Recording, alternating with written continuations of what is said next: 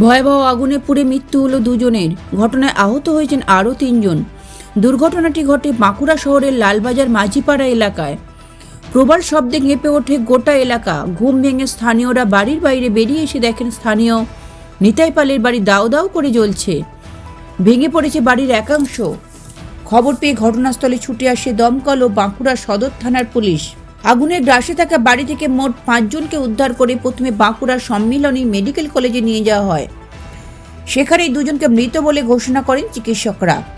অপর 3 জনকে পরে দুর্গাপুরের একটি বেসরকারি নার্সিংহোমে স্থানান্তরিত করা হয়। জানা গিয়েছে মৃত দুজনের নাম নিতাই পাল ও মিনা পাল। প্রাথমিকভাবে স্থানীয়দের দাবি রান্নার গ্যাস সিলিন্ডার ফেটেই ওই বাড়িতে আগুন লেগেছে। আগুন লাগার কারণ খতিয়ে দেখছে পুলিশ ও দমকল। এত জোরে আওয়াজ হচ্ছে, কিসের আওয়াজ ভাবছি ভূমিকম্প হচ্ছে। তারপরে দেখছি যেই উঠলাম, ওঠার পরে দেখছি আমাদের বাড়ির দোতলার উপরে ছাদটা টিন দেওয়া আছে। টিনটা পর্যন্ত ওই বাসটার আওয়াজে কেঁপেছে। আমাদের জানলার কাঁচ টাচ খুলে পড়ে গেছে। খুলে পড়ার পর যখন আমরা উঠেছি তখন হচ্ছে আগুন জ্বলছে, মানে চারিদিকে ধোঁয়া আর আগুন।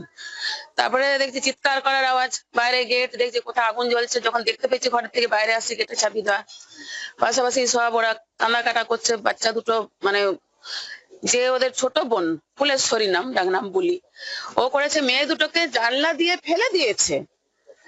প্রথমে একটা ক্লেপ বা যাই হোক একটা কিছু ফেলেছে, তারপর মেয়েগুলোকে ফেলেছে, দিয়ে নিজে ঝাঁপিয়েছে।